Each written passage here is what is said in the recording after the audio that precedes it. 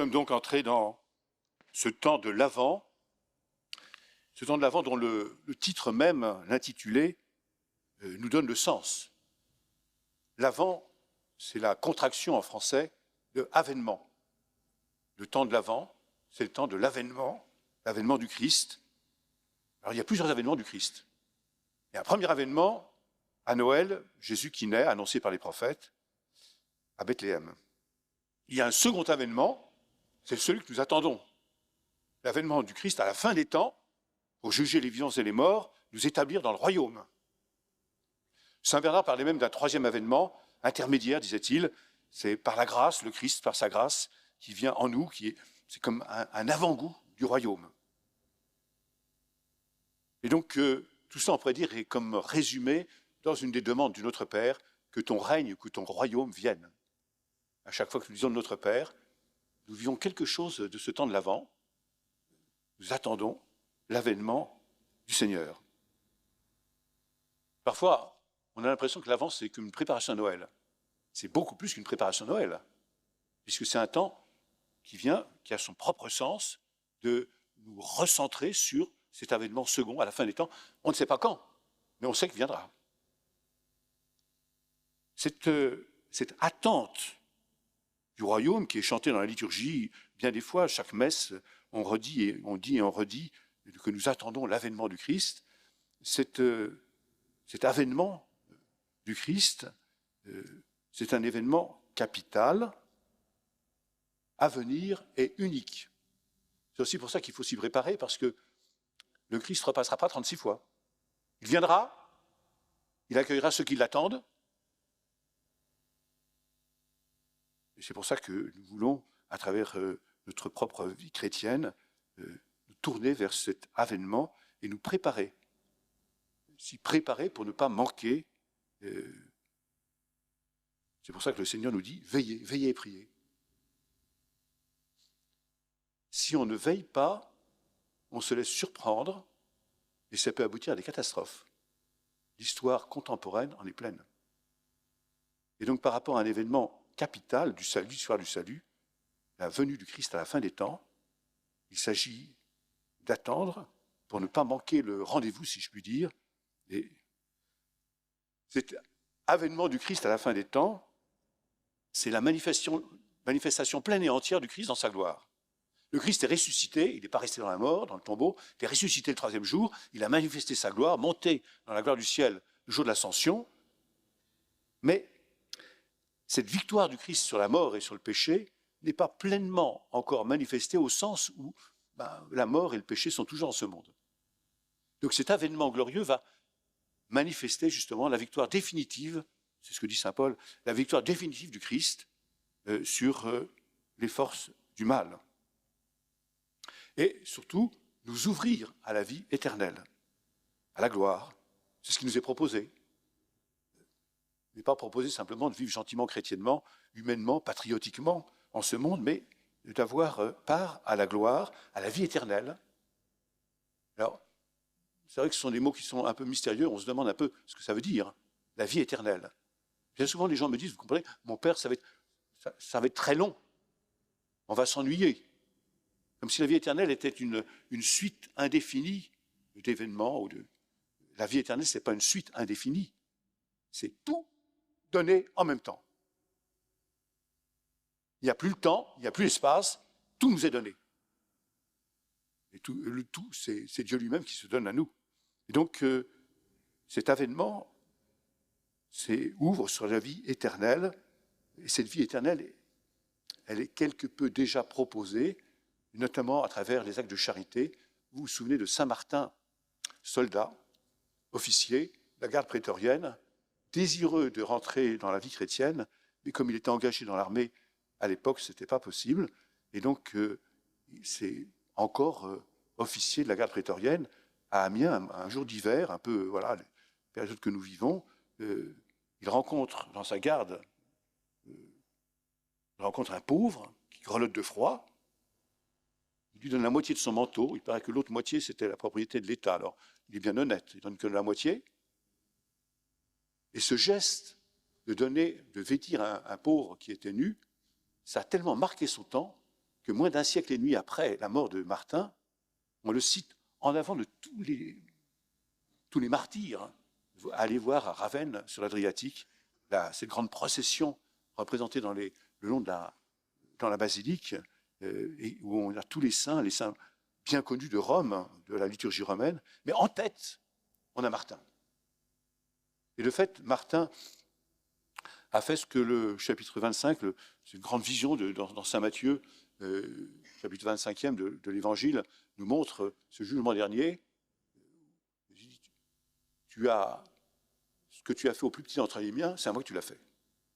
Et Saint Martin, dans son sommeil, après cet événement des portes d'Amiens, tout d'un coup, il a un songe dans son sommeil, il voit Dieu, le Christ qui lui apparaît, vêtu avec le manteau, le demi-manteau que Martin lui avait donné aux pauvres. Ce que tu as fait au plus petit d'entre les miens, c'est à moi que tu l'as fait. Eh bien, chaque fois que nous faisons un geste de charité, fût-il très simple, très modeste, donner un verre d'eau, un simple verre d'eau fraîche, c'est quelque peu le Christ que nous rencontrons, déjà quelque chose d'anticipé de la vie éternelle. Mais c'est vrai aussi par les sacrements, le sacrement du baptême, les plonger dans la mort et la résurrection du Christ, pour avoir part justement à ses gloires avec lui. Et puis par l'annonce de la parole de Dieu, la lecture de la parole de Dieu, qui nous fait entendre le Christ, nous approcher du Christ. Donc, nous attendons cet avènement glorieux du Christ, et ce temps de l'Avent veut nous sortir un peu du quotidien pour nous dire, regarde, veille, dispose-toi à recevoir, à rencontrer le Christ qui vient venir établir son royaume. Il ne s'agit pas seulement de dire le Notre Père, de le prier, mais de le vivre. Que ton règne, que ton royaume vienne. Alors c'est vrai que cette promesse du Christ, est-ce qu'elle c'est vraiment crédible ? C'est dur à imaginer. Tout d'un coup, je ne sais pas ce qui se passe, le ciel s'ouvre, le Christ descend, peut-être à Lyon, on ne sait jamais. Hein. Est-ce que nous croyons ça ? Nous le disons dans le credo, mais est-ce que nous le croyons vraiment, concrètement ? Alors, la liturgie de l'Église, justement, veut venir au secours de notre foi, ne pas dire que c'est seulement quelque chose, une façon un peu imaginaire de représenter les choses. Et c'est pour ça que dans la deuxième partie de l'Avent, il y a deux moments dans le temps de l'Avent, jusqu'au 17 décembre et après le 17 décembre, ou à partir du 17 décembre. On reste toujours habillé en violet, mais le thème spirituel change complètement. On était avec ce mot principal, veillez et priez, car vous ne savez ni le jour ni l'heure. Et puis, à partir du 17 décembre, on va regarder les annonces. Dieu qui annonce à Marie qu'elle va être mère du Sauveur. Et de fait, ça va se réaliser. Dieu qui annonce à Abraham et à Sarah, son épouse, qu'ils vont avoir un fils alors qu'ils sont dans la vieillesse. Et ça va se réaliser. Et jour après jour, on lit ces annonces et ces réalisations, ces annonciations et ces nativités miraculeuses. Pour dire, quand Dieu promet, il fait. Le Christ a promis de revenir à la fin des temps pour nous établir dans la gloire, au-delà de ce monde qui passe, et il le fera. Alors nous nous accrochons à la première partie de l'Avent pour attendre le Christ, pour redresser un peu notre chemin, et nous accrochons aussi à la deuxième partie du temps de l'Avent pour justement nous dire, mais c'est vrai, quand Dieu parle, il fait. Ça nous paraît impossible, ça nous paraît miraculeux, ça nous paraît dépasser toute force humaine, mais de fait, Dieu est tout-puissant, c'est aussi ce que nous disons dans le credo. Je crois en Dieu le Père tout-puissant pour sauver, pour venir à notre rencontre. C'est vrai aussi qu'on peut se demander pourquoi le Seigneur tarde-t-il ? Les siècles passent, les misères humaines, les guerres, les souffrances se multiplient, et pourquoi Dieu ne vient-il pas ? Peut-être bien pour nous laisser le temps de la conversion par miséricorde. Il se penche, il dit, est-ce que c'est le moment ? Il dit non, ce n'est pas encore vraiment le moment. Alors, il envoie quelques prophètes, quelques saints personnages pour aiguiser notre attention, nous amener à une conversion. Et un jour, il décide, je viens. Il viendra.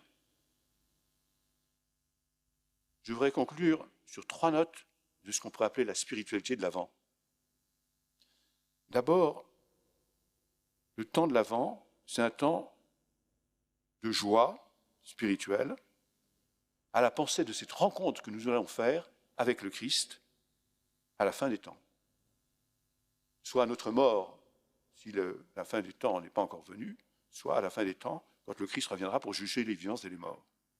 C'est dire qu'on va rencontrer le Christ. C'est, dans l'Évangile, il y a sans cesse des pauvres gens, des femmes, des hommes, qui sont malades, ils sont en souffrance, ils sont possédés par le démon. Ils viennent voir Jésus, ils se disent, il va me sauver. Et Jésus dit, viens, faites-le venir. Que veux-tu que je fasse pour toi? Que je vois, que je sois sauvé. Et Jésus accomplit. Et nous allons rencontrer Jésus. Vous allez me dire, mais on est nombreux. Comment il va faire Jésus?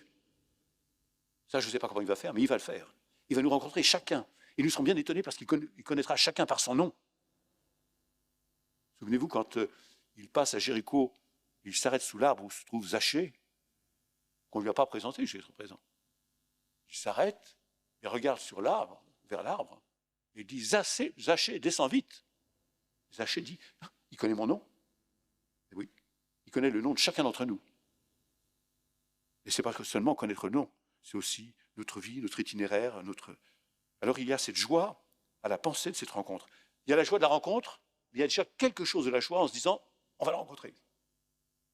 Ça y est, j'ai un rendez-vous avec le Seigneur pour la vie éternelle. La spiritualité d'avant, ce n'est pas seulement la joie, c'est aussi l'ascèse, le combat spirituel, si vous préférez, parce qu'il s'agit de se détacher des biens qui passent pour s'attacher à ceux qui demeurent. C'est légitime qu'on soit attaché. Le recteur de la cathédrale est attaché à ses murs, mais pas seulement le recteur de la cathédrale. Les musiciens sont attachés à la musique, au chant. Et on est content de jouer pour un grand nombre, de chanter pour un grand nombre. Tous. Si nous sommes mémoire aussi, à travers ces associations d'anciens combattants, c'est qu'on est attaché à ça, ce métier, cette rencontre avec des hommes à qui on a fait telle et telle chose, mené tel ou tel combat. Mais au-delà de tout ça, qui d'une certaine manière passent, ou vont être largement transformés, attachons-nous au bien qui ne passe pas, finalement, l'amour de Dieu, Dieu lui seul. Dans l'amour de Dieu, on retrouvera les chants, on retrouvera la musique, on retrouvera le compagnonnage d'armes, on retrouvera l'amitié d'une manière et d'une autre. Mais n'empêche qu'il y a un travail, se détacher pour s'attacher au bien qui ne passe pas. Veillez et priez, dit le Seigneur, pour se recentrer sur l'essentiel. Parce qu'il y a aussi des choses à quoi on est attaché qui ne sont peut-être pas essentielles. Donc joie, ascèse, mais aussi espérance. Et peut-être c'est le trait de la spiritualité de l'Avent qui est le plus nécessaire aujourd'hui. Parce qu'on est dans un monde assez largement désespéré, qui aboutit donc à la violence. Violence sur nous-mêmes, violence pour les autres, violence de mille manières. Et tous les jours, il y a ces échos de la violence dans ce monde qui viennent à nos oreilles, à notre cœur, et qui nous font pleurer, attendre. Pourquoi espérance par rapport à l'avant? Parce que l'histoire n'est pas un constant renouvellement. C'est pas les siècles passent et puis ça revient. Puis... L'histoire va vers son terme. Et le terme, c'est la venue du Seigneur Jésus-Christ à la fin des temps, qui rétablira toutes choses en lui-même, qui nous rassemblera dans l'unité et la paix. Et donc, ça ouvre l'espérance parce que ça veut dire que l'histoire avance vers son terme. Et un terme, si nous n'y mettons pas d'opposition, un terme qui est heureux, qui est précisément cette vie éternelle avec le Christ. Donc, veillons et prions pour ne pas être surpris par la venue du Christ, mais veillons et prions pour hâter la venue du Seigneur.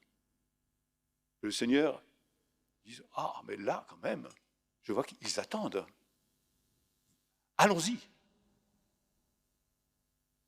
Amen.